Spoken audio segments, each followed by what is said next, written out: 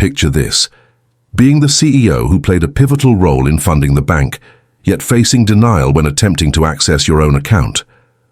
The sky above Tallahassee, Florida, wore a muted gray hue, burdened with clouds that hinted at rain, yet remained unyielding.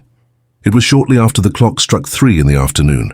As Kendrick Ellington emerged from his sleek black Hyundai Ioniq, he positioned himself with precision between the two worn lines in the customer lot of First Dominion Bank on Appalachia Parkway.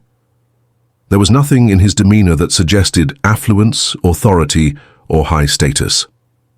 Indeed, clad in a relaxed, navy hoodie, somewhat crumpled khakis and worn-out running shoes, he resembled a parent who had just swung by after collecting their child from school. He tightened the strap on his well-loved laptop bag and made his way to the glass doors. Within the bank there was an atmosphere that felt sterile and just a touch too chilly. Floors adorned with marble patterns, artificial ferns, and the gentle hum of office printers in the distance. Kendrick entered with an easy gait, his shoulders relaxed, his expression serene yet intent. He had no intention of creating a disturbance.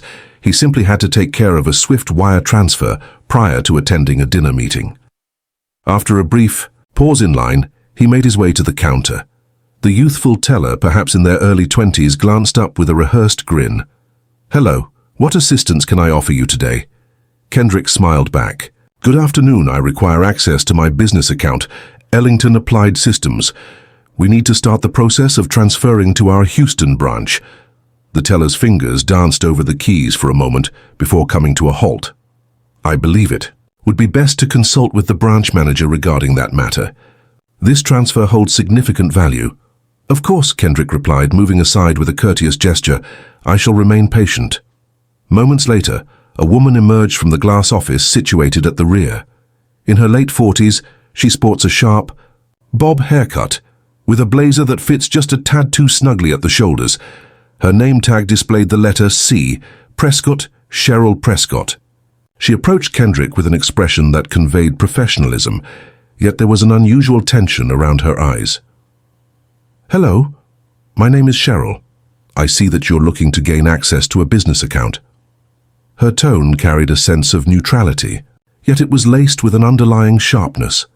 As if she anticipated something to be amiss, Kendrick nodded, providing a reassuring and inviting gaze. Indeed, Kendrick Ellington, the CEO of Ellington Applied Systems, ought to be categorized under the business suite accounts. I require a transfer. Do you possess your identification? Are you with me? She interrupted. Of course, Kendrick replied, as he rummaged through his bag. Yet he hesitated, a soft chuckle escaping him.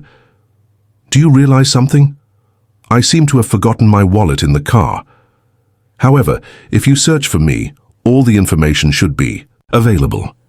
I have been a customer at this bank for a decade. I am also a partner involved in the recent tech incubator agreement with Dominion's commercial team. Perhaps that sounds familiar. Cheryl's expression remained unchanged. It has only become more refined. I apologize, but I cannot provide access to any account information policy without proper identification. Kendrick responded with a calm demeanor, understanding the situation. However, if you refer to your internal notes, you will find that my name and signature have already been verified for remote authorization. I have experience with this on numerous occasions. She folded her arms and said, Still, I need more than just your assurance. For a moment, Kendrick observed her, not with anger, but just long enough for it to catch attention.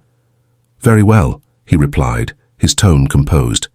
Perhaps you could reach out to the district liaison I've been collaborating with, or even better, contact Tyler Ambrose directly. He holds the position of regional vice president. That name ought to have sparked a reaction, yet Cheryl merely offered a constrained smile. I believe that won't be needed. Kendrick's jaw tightened, yet he maintained his composure. I believe it is. Cheryl glanced at the teller behind her and whispered a few words softly. Kendrick picked up just enough to hear the phrase "won't show ID" and asserts that he holds the title of CEO. The teller appeared uneasy, glancing nervously at Kendrick, who remained still, composed, and observant. At that moment, a man in the lobby, perhaps in his early 30s, dressed in business casual attire and sporting wireless earbuds, cast a glance and raised an eyebrow. Attention was being drawn. Kendrick surveyed the lobby, noting 4 customers and 2 staff members gathered near the printer. He wasn't here to cause any issues, yet there was something about this moment that struck a chord, a touch too reminiscent. Cheryl had simply misjudged the wrong individual, and she was completely unaware of the impending consequences that awaited her. Kendrick exhaled slowly, making an effort to maintain the relaxation in his hands. He was no stranger to being overlooked, yet there was an air of arrogance in Cheryl's voice that stirred a long-buried part of him. He moved slightly nearer to the counter, yet maintained a respectful distance from her. "Madam, I am not here to engage in a dispute with you. I simply require a standard transfer to be completed. The funds are designated for payroll, with real individuals eagerly anticipating that payment." Cheryl remained utterly still. "They will need to be patient until you can present the necessary identification." Once more, Kendrick stated in a measured tone, "You can confirm this within the organization. I have followed the same procedure at 3 additional branches." "I don't care how many other branches bent the rules for you," she snapped, her voice rising before she quickly glanced around, aware that she had drawn attention. Adhering to the established guidelines is essential in this environment. Kendrick sensed a chill awaken within him, not anger, but something far more frigid. He retrieved his phone and accessed his business email. "Very well, I'll reach out to Tyler." Cheryl inclined her head, a smirk playing on her lips. "You're welcome to reach out to anyone you wish, but without proper identification, you won't be able to access a fragrance." The man in the corner removed his earbuds just now. The older woman behind him, perhaps in her 60s, cast a glance at Kendrick that conveyed not fear, but rather a sense of concern. A palpable change enveloped the atmosphere in the room. Kendrick shifted to a nearby chair and settled in, phone pressed against his ear. After 2 rings, the voice of Tyler Ambrose emerged. "Greetings, Tyler. This is Kendrick Ellington. I'm currently at the Appalachia branch working on the Houston transfer." "Hey, Kendrick, just a moment, please.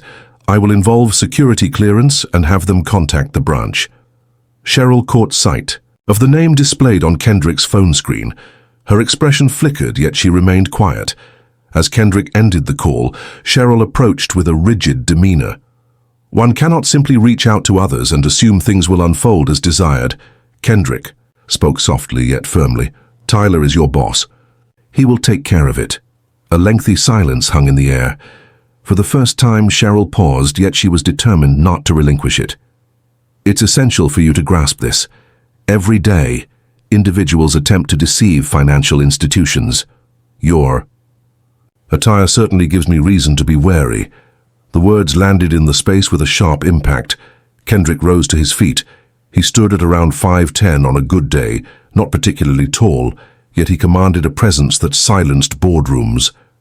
It was the kind of aura that stemmed from putting in double the effort to earn half the respect. He gazed directly into Cheryl's eyes. "The validity of my presence isn't defined by my attire, the account history, the documentation, the campaign, advertisements featuring my image. Those are what establish my credibility. I contributed to the development of this bank's outreach program. I have provided training for your commercial representatives. The true inquiry is, why are you unaware of my identity?" She parted her lips, yet silence enveloped her. Just then, a tall figure clad in a meticulously tailored suit stepped into the branch. A man in his mid-50s, sporting a silver beard and a crisp navy blazer, goes by the name Tyler Ambrose. His gaze swept across the room and settled on Kendrick. He moved with purpose, his steps brisk and unwavering. "Kendrick," he remarked, gripping his hand with conviction, "I apologize, I attended a meeting. I just had a conversation with compliance. The transfer has received approval." Kendrick cast a look at Cheryl, who appeared to shrink in that moment. Tyler shifted his gaze towards her. Was there a specific reason for Mr. Ellington's wait or the suspicion he faced? She faltered. He lacked identification. And indeed, he asserted that Tyler lifted a hand. He serves as the senior managing partner for a contract worth millions with us. He could have entered draped in a refuse sack and still warranted admiration. Cheryl's eyes fluttered in quick succession. Now the stillness in the room carried a new weight. The woman from earlier gripped her purse with increased intensity. The individual with the earbuds appeared to be engrossed in a live courtroom drama. Young employee at the counter was holding her breath. Yet Tyler was far from done, and so was this narrative. Tyler Ambrose stepped back and adjusted his blazer, the tension in his expression lingering yet managed. "Shall we head to the conference room?" he murmured to Kendrick. "This will be addressed discreetly." Kendrick hesitated before making a move. He surveyed the room once more, not for theatrics, but to ensure that everyone fully grasped the weight of what had just transpired. He then pivoted and trailed Tyler beyond the glass offices, past the staircase, into a cozy meeting room, tucked away at the back. The door clicked softly into place behind them. "I'm embarrassed," Tyler said right away, positioning himself behind a chair rather than taking a seat. "Honestly, I'm at a loss for words." Kendrick settled into a chair. "This goes beyond my own experience. That woman has likely managed 100 transfers this week. She spotted a man in a hoodie and jumped to the conclusion that I was attempting to deceive her." Tyler nodded, his jaw clenched tightly. "Indeed. What could possibly be worse? She has participated in every bias training we have provided, every single one." Kendrick leaned in, resting his elbows on the table. Then it failed to adhere. At last, Tyler took a seat. "No, it did not. This is not something I can simply ignore or dismiss." For a brief moment, silence enveloped the room. Then Kendrick shattered it. "She remarked that I didn't seem like the type who should be handling money. I encourage you to take a moment to truly reflect on that. Picture the calls she hasn't placed when individuals resembling me walk through the door. Consider the countless individuals who leave this place feeling belittled or rejected simply because she deemed them unworthy of her time." Tyler let out a breath. "This will be escalated to higher authorities. I'm not calling for drastic measures, but there needs to be genuine accountability from this situation." At that moment, a knock echoed through the door. A young associate, likely in their mid-20s, glanced in with wide, curious eyes. "Excuse me, Mr. Ambrose, may I have a moment of your time?" Tyler appeared irritated, yet he gave a nod. "Just give me 2 minutes," he told Kendrick, with the door shutting once. More Kendrick found himself enveloped in silence. His thoughts drifted beyond the conversation with Cheryl, reaching back to moments that never found their way into a conference room. The clerk at the gas station who trailed him to his vehicle, the neighbor who inquired if he was expecting someone. Outside his own home, the boardroom he entered last year where an assistant attempted to guide him toward the catering table. He rubbed his forehead slowly, attempting to ease the weight pressing down on his chest. The door swung open once more. Tyler entered, expression inscrutable. "She's gone," he stated with an emotionless tone. Kendrick's eyes fluttered momentarily. "Hold on, it's gone?" "Just been escorted off the premises and officially placed on leave while an investigation is underway. However, in an unofficial capacity, this will ultimately lead to her losing the position." Kendrick remained silent. Not immediately. He asked at last, that quickly. Tyler met his gaze directly. "Indeed, this goes beyond mere embarrassment, Kendrick. You are, whether you embrace it or not, a prominent representative of this institution. Your presence shines in our digital campaigns and magazine spreads. The visuals are subpar. Moreover, the conduct was utterly unacceptable." Kendrick reclined. He experienced neither joy nor triumph, only the peculiar burden of being acknowledged, yet it was only after it had crossed the line. "What comes next?" he inquired. Tyler announced that he would be releasing a statement. "We will strengthen our commitment to ensuring respectful interactions. The approach to bias training will undergo significant changes. Media coverage is definitely on the horizon. However, I want the central theme to focus on rectification rather than merely addressing the fallout." Kendrick gave a slow nod. "That's right. This can't just be another fleeting moment that fades away in a matter of days," Tyler concurred. "It certainly won't be. This time, no." Yet beyond that glass door, hushed voices were already exchanging secrets. The true consequences were still on the horizon. Returning to the main lobby, the atmosphere was palpably different. The tension lingered on. It simply changed. The silence of the customers spoke volumes through their expressive eyes. Soft murmurs traveled quicker than the sound of shoes on the ground. Though the complete narrative remained a mystery, an undeniable sense lingered in the air, hinting that something significant had transpired. Cheryl Prescott's office door stood ajar, the lights dimmed, the chair unoccupied. The nameplate had vanished without a trace. A young employee walked towards the back exit, balancing a cardboard box with a jacket casually draped over it. That's when the whispers evolved into inquiries. Did she actually lose her job? Was that individual significant in some way? I was under the impression that he mentioned he was employed here, or something along those lines. No one possessed the truth, yet many offered their speculations. Kendrick sat in the conference room, silent and still. Tyler had stepped outside to take a call from legal, granting him a brief moment of solitude. He gazed at the pristine table before him, his fingers gently tapping a rhythm. A knock echoed through the silence. This time, it wasn't Tyler. It was the youthful clerk from before. Jasmine, adorned with a vibrant red name tag. She appeared anxious yet resolute. "Apologies for the interruption," she murmured, her tone gentle. "I simply wish to express my sincere apologies." Kendrick lifted his gaze. "You haven't made any mistakes." "I could have spoken up," she responded swiftly. "I recognized your identity. I haven't met you personally, but I've come across your image in our training materials. What about the orientation for the commercial division? You appear in the video." Kendrick offered a faint smile. Indeed, they utilized my clip without seeking permission, to be honest. That elicited a brief chuckle from her, yet her expression quickly shifted back to one of seriousness. "I want you to understand that I witnessed the events unfold, and it was unjust." He acknowledged her with a subtle nod. "Thank you for that."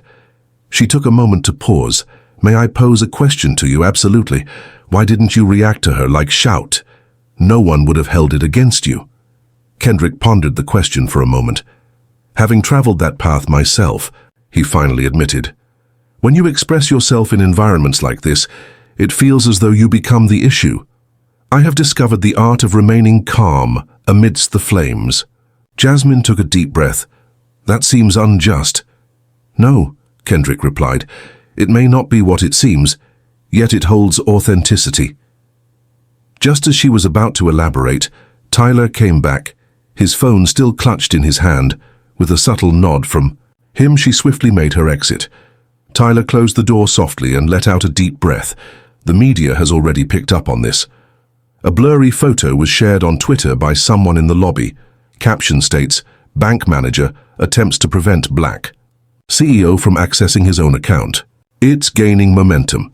Kendrick remained unperturbed. "Unsurprising. I had PR prepare a holding statement, but I would appreciate your feedback before we make it public. Your voice deserves to be heard." Kendrick rose to his feet. He wasn't pacing. He was simply in motion, lost in thought. "I seek understanding, not to escalate the situation. I plan to share something later this evening. Stay authentic. Maintain a clear emphasis on the core message." Tyler acknowledged with a nod, grasping the situation. A moment of stillness hung in the air. Then Kendrick contributed. "Additionally, avoid positioning her as the representative of this." Tyler inclined his head. "Could you clarify what you mean? Let's not focus solely on Cheryl here." Indeed, she reached her conclusion, yet this culture didn't emerge in isolation. If she felt secure enough to behave that way towards me in a crowded room, it indicates that the environment permitted it. There are more significant issues at play than merely one manager. Tyler absorbed that information gradually, then gave a nod of understanding. "I understand your perspective." "Indeed, you are correct. As the internal mechanisms were set in motion, the external environment began to respond, and the tempest was only beginning to unfold." When Kendrick returned to his car, his phone was buzzing incessantly. Unanswered calls, unread messages and tagged posts. The indistinct image captured within the bank found its way onto several mid-tier blogs, and a single tweet, in particular, garnered over 30,000 likes in less than an hour. He exuded tranquility. She exuded an air of self-satisfaction, and when reality struck, she disappeared. Kendrick Ellington entered his own bank and experienced profiling. Allow that to resonate, Sean Stato. He reclined in the driver's seat, observing the screen as the comments flooded in. There was a wave of discontent among certain individuals. Others were taken aback. Yet, it was the most resonant voices that emerged from those who discerned the recurring theme. Individuals who endured the same degradation, yet lacked a label or a cushion of security. This incident occurred to my father in a supermarket. I was informed that I didn't appear to be the type of person who would have a credit card limit exceeding 10K. The manager assumed my husband was the one behind the wheel. The car was purchased by me. The tales continued to flow. Kendrick fixed his gaze on them for a moment, then pulled up his notes app and began to type. That evening, the living room was enveloped in silence. The news played softly in the background, its sound muted. Kendrick positioned himself at the kitchen counter, his laptop open before him, a glass of water resting beside it. The gentle tapping of keys resonated in the space as he composed his statement.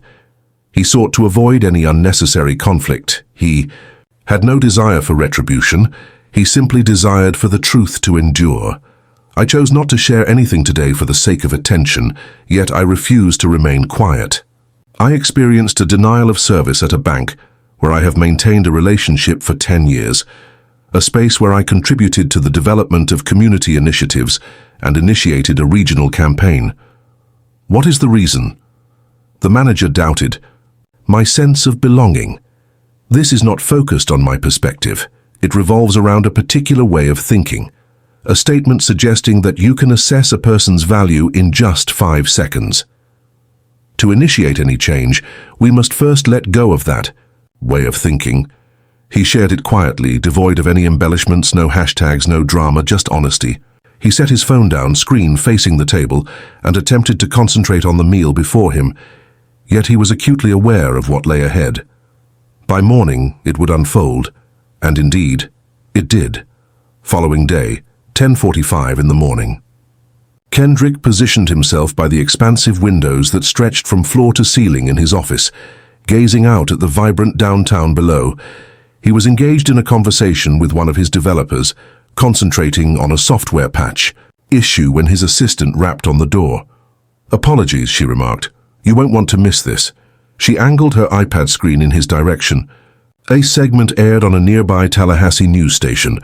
A previous employee of First Dominion consented to share insights without being on camera. With a voice that seemed to waver, the woman remarked that there was always this sense in the branch, as if we were meant to serve a particular kind of customer. If an individual entered wearing attire reminiscent of Kendrick Ellington, we were instructed to pay close attention. Another staff member had verified that Cheryl frequently made biting remarks after black clients departed, particularly those who inquired about business loans. The bank's public relations team hurriedly mobilized.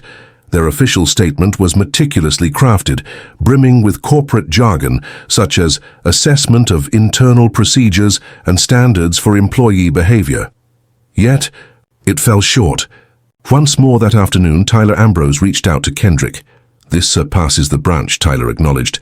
"There are inquiries from journalists seeking a response. Shareholders are feeling anxious. They seek answers." Kendrick paused for a moment, then replied, "So provide them with one." "Could you clarify what you mean?" Kendrick proposed we gather for a forum, emphasizing it should be genuine, devoid of any media spectacle. "I desire genuine individuals present, customers, community leaders, and staff members. I will oversee it. Simply take a seat and pay attention." Tyler paused for a moment, then replied, "If you truly mean it, I will ensure it comes to fruition." "I'm quite earnest." As Kendrick pressed ahead with his solutions, Cheryl was far from finished, and her upcoming move was poised to surprise everyone. After 2 days, Cheryl Prescott finally spoke up. It was not a press conference. It lacked the typical elements of a remorseful video, such as melancholic piano melodies and a meticulously organized shelf behind the speaker. It was a letter, simply typed in a stark black font, shared through her cousin's Facebook page, screenshotted and circulated until it reached every prominent platform. Cheryl asserted that she was fulfilling her professional duties and that Kendrick Ellington had fostered a hostile atmosphere by exerting pressure through name-dropping and influence. She expressed that she felt singled out and unfairly blamed, wondering why someone of his standing wouldn't adhere to the same rules as everyone else. The reactions beneath the post were divided. There were those who stood by her side. Some described the letter as lacking awareness and steeped in self-pity. However, the true lesson here, she remained oblivious. Kendrick remained silent, not in a straightforward manner, yet his lack of response spoke volumes. That weekend, he organized the forum he had committed to, utilizing a rented auditorium on the campus of Florida A&M. There were no press passes, no live stream, just rows of folding chairs, a handful of microphones, and an open invitation to anyone who had ever felt disrespected in a space meant to support them. The room quickly became crowded. A seasoned gentleman rose to address the gathering first. He recounted the frustrating experience of his business loan being postponed for 6 months, following the feedback that he wasn't prepared for such a level of responsibility. A young girl shared the experience of witnessing her mother weep in the car following accusations of using a counterfeit debit card, recounting tale after tale. Some individuals trembled, some wept, some were unable to articulate their thoughts completely. Kendrick remained silent. He simply absorbed the words. He allowed them to express themselves, and once they concluded, he rose to his feet. "I didn't come here to be a symbol," he stated, his voice unwavering. "I arrived here because I understand the struggle of constantly having to demonstrate your worth again and again until you begin to doubt your own place." He took a moment to stop. "However, you do. You always have, and we've allowed others to overlook that." The crowd sat in silence. Bias isn't always a constant presence. At times, it manifests as a sly grin, a moment's pause, or a portal that remains forever shut. That was my experience at First Dominion. However, I've discovered that when you raise your voice, not only for your own experiences but for everyone who has faced similar challenges, you break free from the silence. That evening, Kendrick shared an image from the discussion board. Just pure expression, unadulterated. Rows of individuals gathered, engaging in conversation as if they were old friends. "Authentic transformation begins with genuine narratives," he wrote. The repercussions lingered for weeks. Initially, Dominion launched a comprehensive examination of its hiring and training methods. The assessment of community partnerships took place. Cheryl's letter was lost in the clamor, overshadowed by voices that had finally taken center stage. Kendrick continued to steer his company, yet an undeniable change had occurred. His name had transformed into something far deeper than just a mere entry on a ledger. It was an integral aspect of a larger movement. He had no desire for notoriety. He sought equity. Everything in motion. Perhaps that was the necessary catalyst. Assumptions serve as shortcuts that can strip away the dignity, voice, and even the future of real individuals. The exterior often conceals the complete narrative. Treating someone as if they don't belong due to their attire, manner of speaking, or background is never merely an oversight. It's a decision. Every decision carries its own weight. If you've ever experienced the sensation of being out of place, in an environment where you should have felt at home, we invite you to share your narrative. Make your voice heard, whether in a boardroom, a classroom, a bank, or a corner store. Your perspective is important. When we share our thoughts, the universe must pay attention.